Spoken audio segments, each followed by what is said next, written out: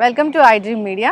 So B12 deficiency ఈ మధ్యకాలంలో మనం చాలా మందిలో చూస్తూ ఉన్నాము. అసలు ఏంటి B12 డెఫిషియన్సీ, ఎందుకు వస్తుంది, వస్తే ఎలాంటి లక్షణాలు కనిపిస్తాయి, మరి దీన్ని న్యాచురల్ వేస్లో ఎలా కరెక్ట్ చేసుకోవచ్చు, వివరాలు తెలుసుకుందాం.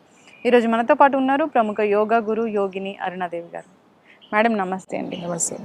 మేడం, ఈ మధ్యకాలంలో ఎవరితో మాట్లాడినా కానీ B12 డెఫిషియన్సీ వచ్చింది, ఇంజెక్షన్స్ చేయించుకుంటున్నామని చెప్తూ ఉన్నారు. అసలు ఎందుకు ఈ B12 డెఫిషియన్సీ అనేది వస్తుంది, వస్తే మనకి ఎలాంటి లక్షణాలు కనిపిస్తాయి, న్యాచురల్ వేస్ ఉన్నాయి దీన్ని కరెక్ట్ చేయడానికి? ఫుడ్ వల్లనే మనం ఇది డెఫిషియన్సీని మనం కంట్రోల్ చేసుకోవచ్చు. ఎందుకు వస్తుంది అనడానికి చాలా కారణాలు ఉంటాయి. B12 డెఫిషియన్సీ మెయిన్ ఇప్పుడు ఎందుకు వస్తుంది అని చెప్పడానికి కారణం ఏంటి అంటే పిచ్చి రకరకాల డైట్లు తింటున్నారు కాబట్టి. B12 ఎక్కువగా అసలు యాక్చువల్లీ నాన్ వెజిటేరియన్ వాళ్ళకి B12 డెఫిషియన్సీ ఉండకూడదు. ఎందుకంటే ఎగ్లో కానీ ఫిష్లో కానీ చికెన్లో మీట్లో అన్నిట్లో B12 వాళ్ళకి బాగుంటుంది. వెజిటేరియన్ తినే వాళ్ళకి వెజిటేరియన్స్కి అయితే B12 డెఫిషియన్సీ అనేది వస్తుంది అనేది మనకి తెలుసు. కానీ నాన్ వెజ్ తినే వాళ్ళకి అసలు B12 డెఫిషియన్సీ ఉండకూడదు. కానీ ఇవాళ రకరకాల డైట్లు చేస్తూ ప్రోటీన్ డైట్ అని రోజు నాన్ వెజ్ తినే వాళ్ళకు కూడా B12 డెఫిషియన్సీ ఉంది. అంటే ఇక్కడ డెఫిషియన్సీ వచ్చిన తర్వాత మనం తీసుకోవాల్సిన ఫుడ్ B12 ఎందులో ఉంటుంది ఎక్కువ అంటే పొట్టులో ఉంటుంది, పొట్టు ఫైబర్లో. అలాగే ఇప్పుడు రైస్ పాలిష్ చేసేస్తాం కదా, మొత్తం పాలిష్ చేసి తింటున్నాం, పైన పొట్టు అంతా పాలిష్ చేసి తింటాం రైస్. B12 చాలా తొందరగా రావాలి అని అంటే ఆ పైన పొట్టు ఉంది కదా, మనం మిల్లుకి వెళ్తే రైస్ మిల్లుకి వెళ్తే రెండు ఇస్తారు. ఒకటి ఊక అంటారు, ఊక అంటే మొత్తం పొట్టు, అది బయటకు వచ్చేసి పెద్ద పెద్ద రాసాలు ఉంటాయి చూడండి రైస్ మిల్. అది కాకుండా ఇంకొకటి ఉంటుంది అన్నమాట, చుట్టూ అంటారు. చుట్టూ అంటే ఏంటంటే కొంచెం బరకగా ఉంటుంది అన్నమాట, అది ఇప్పుడు మన గేదెలకి వాటికి పెడతారు. ఇంకోటి ఏంటిది, ఇంకోటి సన్నగా ఫైన్ పౌడర్ వస్తుంది, అదేంటి తౌడు అంటారు. తౌడు కూడా ఆవులకి మామూలుగా గేదెలకి అన్నిటికీ పెడతారు. తౌడు కూడా కమ్మగా ఉంటుంది. ఫ్రెష్ తౌడు, మనకు ఫ్రెష్ తౌడు కనుక తెచ్చుకుంటే మనం మినపసున్నుండల్లాగానే అవి చక్కగా నెయ్యి వేసుకుని చుట్టుకుంటే చాలా టేస్ట్గా ఉంటాయి. కాకపోతే అది ఎక్కువ రోజులు ఉండదు, తొందరగా పాడైపోతుంది, నిల్వ ఉండదు, ఫ్రిడ్జ్లో పెట్టుకోవాలన్నమాట. ఆ తౌడు అనే దాంట్లో B12 చాలా ఎక్కువగా ఉంటుంది. ఆ తౌడు కనుక మనకి రైస్ తెచ్చుకుని ఫ్రిడ్జ్లో పెట్టేస్తే, అంటే ఎక్కువ కాదు, సపోజ్ 1 kg తెచ్చి పెట్టుకున్నారనుకోండి, అది రోజు రాత్రి పడుకునేటప్పుడు 1 గ్లాస్ నీళ్ళల్లో 1 స్పూన్, పెద్ద స్పూన్, చిన్న స్పూన్ అయితే 2 స్పూన్లు, పెద్దదైతే 1 స్పూన్ వేసి బాగా కలిపేసి మూత పెట్టేసి అలా పెట్టేసారు. మార్నింగ్కి అదంతా బాగా వాటర్లోకి అబ్జర్వ్ అవుతుంది. తర్వాత వడపోసేసారు, ఆ వడపోసేసి అలానే తాగొచ్చు. ఒకవేళ మా వల్ల కాదు, అలా తాగలేకపోతున్నాము అని అంటే కొంచెం ఏదైనా లెమన్, కొంచెం ఏదైనా హనీ లాంటిది కొద్దిగా, ఎక్కువ మోతాదులో కాదు, కొంచెం కలుపుకొని తాగలేకపోతే కొంచెం కలుపుకొని తాగొచ్చు. లేదా పౌడర్ అనేది లోపలికి వెళ్ళదు, పౌడర్ మనం ఫిల్టర్ చేస్తే చాలు. ఆ వాటర్ ఒకటే, ఇదంతా కూడా ఆ తౌడులో ఉన్నదంతా విటమిన్ అంతా కూడా మనకి వాటర్ లోకి వచ్చేస్తుంది. అది వడపోసేసి తీసేయడమే ఆ పొట్టి వాటర్ లోనే కొంచెం నిమ్మకాయ, కొంచెం తేనె, లేదు అంటే వట్టి వాటర్ తాగేసేయండి పొద్దున్నే మార్నింగ్. ఇలా మీరు కొన్ని రోజులు కనుక చేశారు అంటే 40 రోజులు చేసి ఆపేసేయండి, మరి ఎప్పుడు చేయక్కర్లేదు. మీకు కావలసినంత B12 వస్తుంది. అంటే నేను వెజిటేరియన్ వైపు చెప్తున్నా.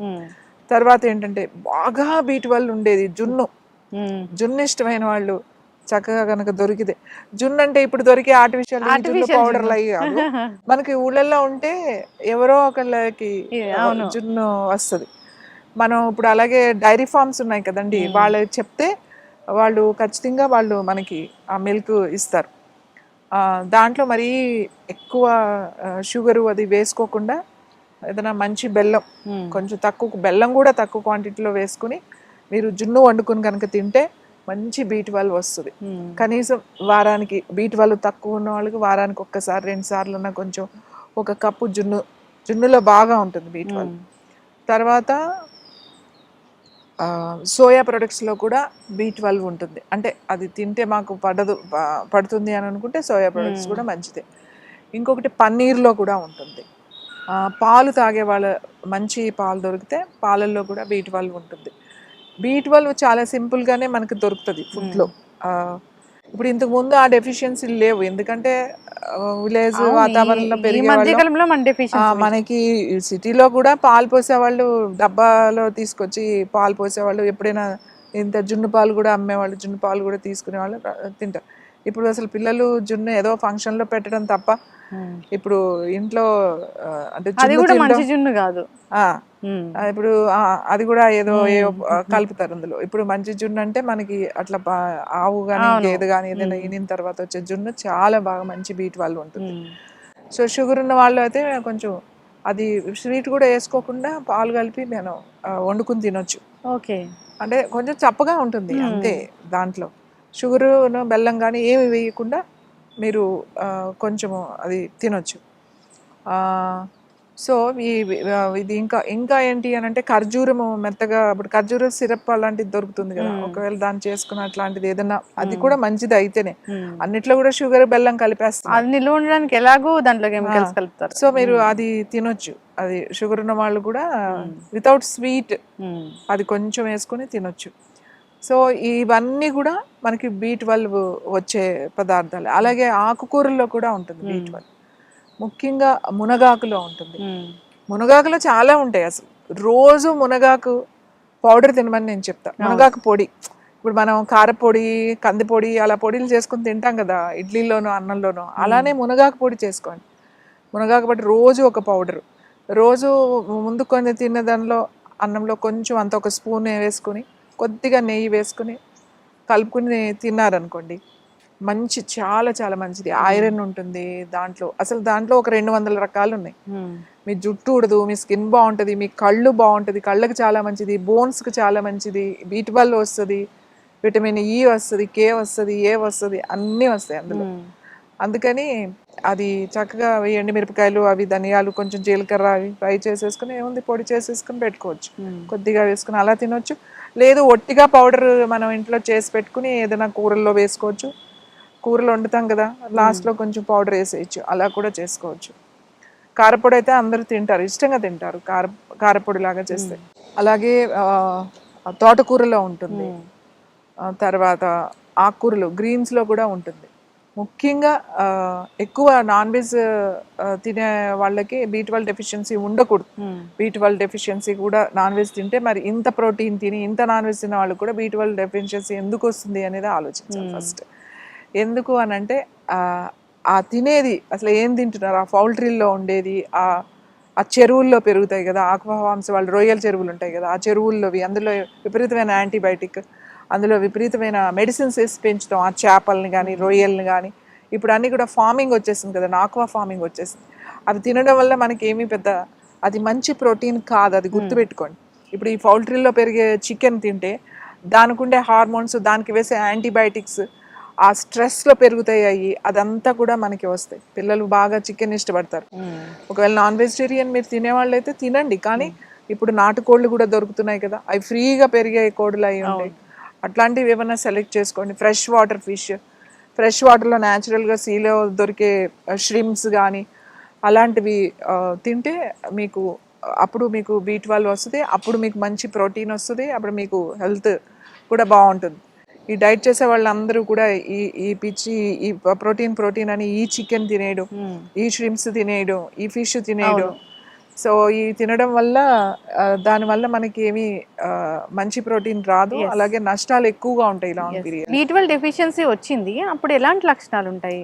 B12 డెఫిషియన్సీ లక్షణాలు ఏంటి అంటే నీరసంగా ఉండడం, జుట్టు కూడా ఊడిపోవడం, తర్వాత నొప్పులు ఉంటాం బాగా, ముఖ్యంగా ఈ అరికాళ్ళల్లోనూ, ఈ కాఫ్ మజిల్స్ లోను, ఈ చేతి వేళ్ళల్లోనూ ఇట్లా అంటున్నప్పుడు కొంచెం నొప్పులు తెలుస్తూ ఉంటాయి, బాగా నొప్పులు. వీక్నెస్, నీరసంగా కూడా ఉంటుంది, హెయిర్ అది పోతూ ఉంటుంది. తర్వాత డ్రైనెస్ కూడా ఉంటుంది, డ్రై అవుతుంది స్కిన్, కళ్ళు అన్నీ కూడా డ్రైగా అనిపిస్తుంది అన్నమాట. సో మనకి ఆ నీరసంగా ఉండి, ఆ చికాకుండి, నొప్పులుండి ఇవన్నీ ఉంటే మనకి B12 డెఫిషియన్సీ ఉన్నట్టు తెలిసిపోతుంది మనకి. సో ఈ విధంగా న్యాచురల్ వేస్లో దీన్ని కరెక్ట్ చేసుకోవాలని కోరుకున్నాము. సో జనరల్గా ఇలాంటి లక్షణాలు కనిపిస్తే మనం డయాబెటీస్ ఉందేమో అని ఫీల్ అవుతూ ఉంటాము. సో దాన్ని ఒకసారి టెస్ట్ చేయించుకోవాలి, B12 డెఫిషియన్సీ అనేది టెస్ట్ చేయించుకోవాలి. టెస్ట్ చేయించుకున్నా చేయించుకోకపోయినా ఇప్పుడున్న ఆహారపు అలవాట్లను బట్టి అయితే మనకి ఖచ్చితంగా డెఫిషియన్సీ ఉంది. ఇప్పుడు చాలా తక్కువ లోకి వెళ్ళిపోయింది అనుకోండి ఐరన్ కానీ ఏదైనా విటమిన్స్, ఇమీడియట్గా మనకి కావాలి అని అంటే మనం ఖచ్చితంగా డాక్టర్ చెప్పింది ఫాలో అవ్వాలి ఇమీడియట్గా. ఇప్పుడు మనం ఇది తినాలి, ఫుడ్ తినాలి, లాంగ్ పీరియడ్ లో మనం ఈ మెడిసిన్స్ వేసుకోలేం కాబట్టి సపోజ్ B12 తక్కువైంది, చాలా తక్కువగా ఉంది అని అన్నప్పుడు ఇమీడియట్ గా వాళ్ళు ఇంజెక్షన్స్ ఇస్తారు B12. ఆ ఇంజెక్షన్స్ అనేవి అవి వీక్లీ వన్స్ వాళ్ళు డాక్టర్ సజెషన్ ఉంటుంది, అది తీసుకుంటూ మనం డైట్ చేసుకుని అవేవో ఉంటాయి, ఒక 2 weeks తీసుకోండి, 4 weeks ఏదో ఉంటుంది, ఒక 1 month అది కొంచెం ఇంప్రూవ్ అయ్యే వరకు ఇమీడియట్ గా మనకు కావాలి కాబట్టి. అంతేగాని డాక్టర్ సలహాలు లేకుండా మీరు ఇష్టం వచ్చినట్టు మీరు చేసేసుకోకండి, ఎందుకంటే బాగా లో ఉన్నప్పుడు నేను న్యాచురల్ వేలో వెళ్తాను అంటే ఇమ్మీడియట్ గా రావాలి కాబట్టి ఇమీడియట్ గా మనం వాళ్ళ సలహా తీసుకోవాలి. లాంగ్ పీరియడ్ లో మాత్రం మెల్లగా స్టాప్ చేసేసేయాలి. లాంగ్ లో మనం మళ్ళీ డెఫిషియన్సీ రాకుండా ఈ డెఫిషియన్సీని ఫిల్ చేయడానికి ఇవన్నీ మనం పాటించాలి. జనరల్ గా అంటే ఇలాంటి డెఫిషియన్సీ రాకుండానే చూసుకోవాలి మీరు చెప్పినట్లు, అన్ని రకాల ఆహారాలు తీసుకుంటూ. సో ఇవి యాడ్ చేసుకుంటూ ఉంటే కనుక డెఫిషియన్సీ అని రాదు. సో వచ్చింది, ఈ ఇంజెక్షన్స్ అనేది సజెస్ట్ చేశారు, తీసుకుంటూ ఈ డైట్ చేస్తే కనుక ఖచ్చితంగా ముందు రాకుండా ఉంటుంది. చక్కటి ఇన్ఫర్మేషన్ అండి, ధన్యవాదాలు.